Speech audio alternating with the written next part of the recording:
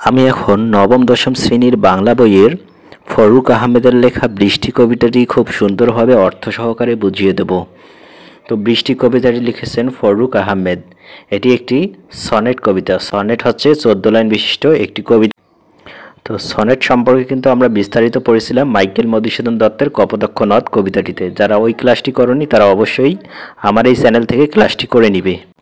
তো আমরা এখন কবিতাটি শুরু করি। আমি এই কবিতাটির প্রত্যেকটি শব্দ এবং প্রত্যেকটি লাইনের ব্যাখ্যা সহকারে বুঝিয়ে দেব। বৃষ্টি এলো, বহু প্রতীক্ষিত বৃষ্টি।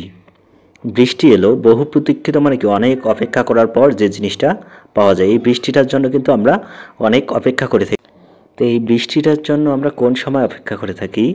শীতকালের পরে যে 2-1 মাস বৃষ্টি হয় না, খুব তীব্র গরম হয়, সেটার কথাই সেই সময়টার কথাই বলা হয়েছে। সেই সময়টা কিন্তু বৃষ্টির খুবই প্রয়োজন। চারদিকে ধুলাবালু উড়ে, চারদিকে কি আবাদি জমিগুলো পানির জন্য হাহাকার হয়ে ওঠে। সেই সময় কিন্তু সবাই বৃষ্টির জন্য প্রতীক্ষিত বা প্রত্যক্ষ অপেক্ষমান হয়ে থাকে। সেটার কথাই এখানে মূলত বলা হয়েছে। পদ্মা মেঘনার দুপাশে আবাদি গ্রামে, পদ্মা মেঘনার এখানে দুটো নদীর কথা উল্লেখ করা হয়েছে, পদ্মা এবং মেঘনা নদী। মেঘনা নদীর যে দুপাশে আবাদি জমিগুলো রয়েছে, এই জমিগুলো কি বৃষ্টির জন্য অপেক্ষা করে থাকে। বৃষ্টি এলো পূবের হাওয়ায়। বৃষ্টি এলো কি পূবের হাওয়ায়। পূব মানে পূর্ব দিকের হাওয়া থেকে বৃষ্টি এলো। বিদগ্ধ আকাশ, মাঠ ঢেকে গেল কাজল ছায়ায়। বিদগ্ধ মানে কি বিশাল বিস্তীর্ণ, মাঠ ঢেকে গেল কাজল ছায়া। আকাশে যখন মেঘ হয় তখন দেখবে একটা কি কালো ছায়ায় সবকিছু ঢেকে যায় না, ঠিক সেটার কথাই এখানে বলা হয়েছে। এখানে বিদগ্ধ শব্দের যে মূল অর্থ সেটা হচ্ছে পণ্ডিত। তো আমরা এখানে বিশাল বা সুবিস্তীর্ণ এরকম অর্থে ব্যবহার করতে পারি। যখন চারদিকে কালো মেঘে ছেয়ে যায়, এই আকাশটা কিন্তু চারদিকে যতদূর চোখ দেয় আমরা কিন্তু দেখতেই থাকি কালো মেঘে ঢেকে গিয়েছে। বিদ্যুৎ রূপসী পরী, মেঘে মেঘে হয়েছে সওয়ার। বিদ্যুৎ রূপসী পরী মানে কি বিদ্যুৎ চমকালে যে একটা আলোর ঝলসানি আমরা দেখি, সেই মেঘে মেঘে সওয়ার। সওয়ার মানে মূলত আরোহী। আরোহী মানে কি একটা মেঘের সাথে যে আরেকটা মেঘ যখন ঘর্ষণ পায় বা একটা মেঘের ওপর যখন আরেকটা মেঘ উঠে যায় তখন যে বিদ্যুৎ চমকায়, সেটার কথাই এখানে মূলত বলা হয়েছে। বিদ্যুৎ রূপসী পরী এখানে তোমাদের অর্থ দিয়েছে যে বিদ্যুৎ চমকানোর লোকজ ধারণা অনুযায়ী সুন্দরী পরীর সঙ্গে তুলনা করা হয়েছে, যে মেঘে মেঘে ঘুরে বেড়ায়। অর্থাৎ প্রচলিত একটি কথা রয়েছে যে পরীরা মেঘে মেঘে যখন ঘুরে বেড়ায় তখনই এই বিদ্যুৎ চমকায়। বিদ্যুৎ রূপসী পরী, মেঘে মেঘে হয়েছে সবার। একটা মেঘের সাথে যখন আরেকটা মেঘ ধাক্কা লাগে তখনই মূলত এই বিদ্যুৎ চমকানিটা হয়। সেটার কথাই এখানে মূলত বলা হয়েছে। দিক দিগন্তের পথে অপরূপ আভা দেখে তার।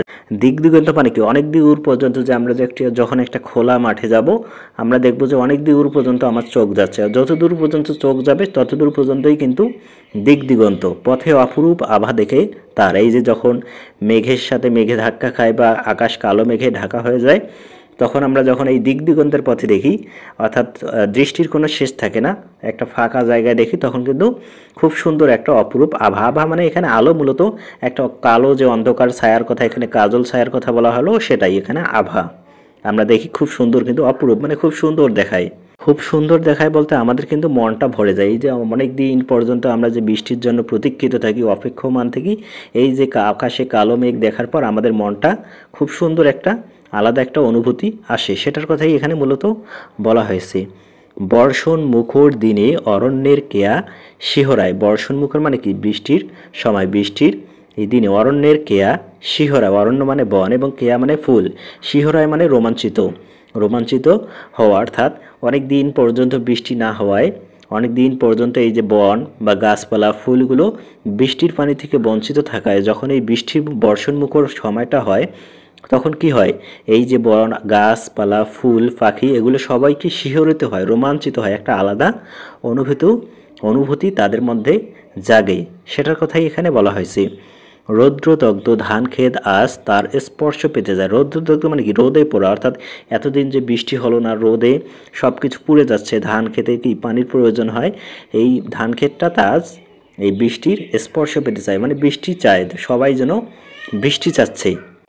নদীর ফাটলে বন্যা আনে পূর্ণ প্রাণের জোয়ার। নদীর ফাটলে মানে কি এই অনেক দিন বৃষ্টি না হওয়ার ফলে অনেক দিন কি গ্রীষ্মকালীন একটা আবহাওয়া বা তীব্র রোদ তীব্র গরম থাকার কারণে বৃষ্টির নদীর পানিগুলো শুকিয়ে যায় এবং শুকিয়ে যাওয়ার ফলে কি নদীর যে তলদেশে কিন্তু ফাটলের সৃষ্টি হয়। নদীর সেটার কথাই এখানে বলা হয়েছে যে নদীর ফাটলে বন্যা আনে পূর্ণ প্রাণের জোয়ার, মানে আবার নতুন করে তার প্রাণের জোয়ার ফিরে আসে।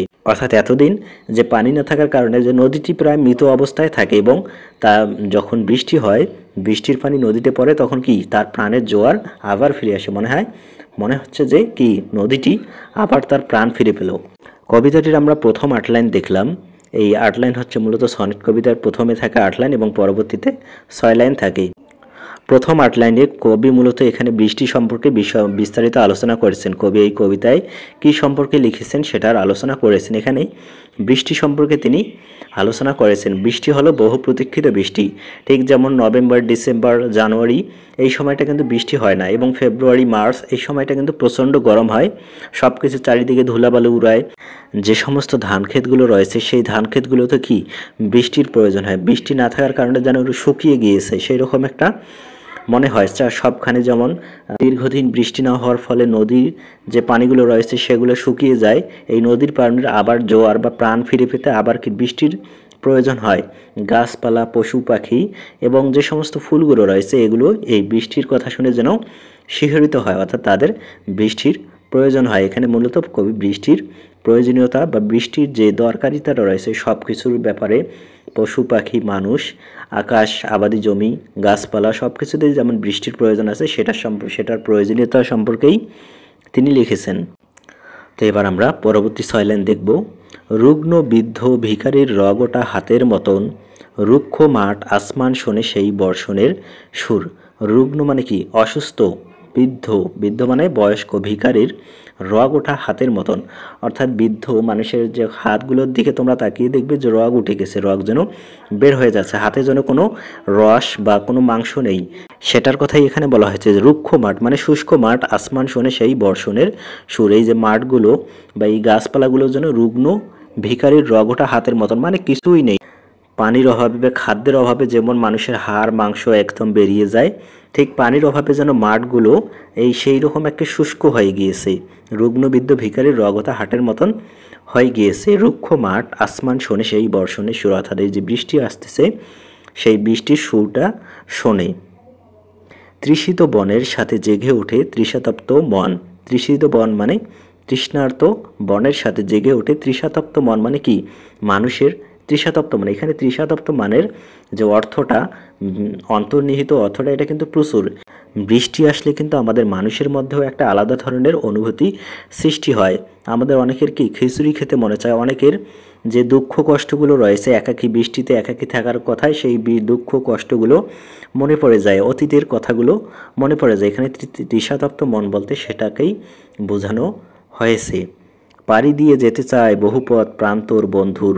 পাড়ি দিয়ে যেতে চায় মানে চলতে চায়, বহুপথ প্রান্তর বন্ধুর। প্রান্তর মানে হচ্ছে জমিন, অনেক বিস্তীর্ণ একটা জমিন, অনেক দূর যেতে চায়। বন্ধুর মানে উঁচু নিচু খাল বিল এগুলো পেরিয়ে যেতে চায়। অর্থাৎ এতদিন যে এই বৃষ্টি না থাকার কারণে সব কিছু যেমন এখানে বলা হয়েছে যে রুগ্নবৃদ্ধ ভিখারির রগটা হাতের মতন হয়ে গিয়েছে, রুক্ষ হয়ে গিয়েছে।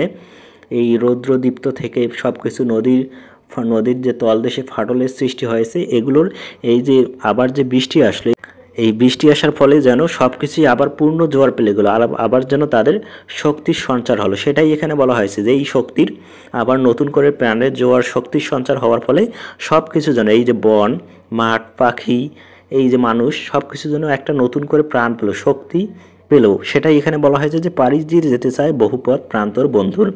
এই নতুন করে আবার প্রাণ পাওয়ার ফলে আরও অনেক দূর অনেক বহুপথ তারা যেতে চায়। যেখানে বিস্মিত দিন পরে আছে নিঃসঙ্গ নির্জন।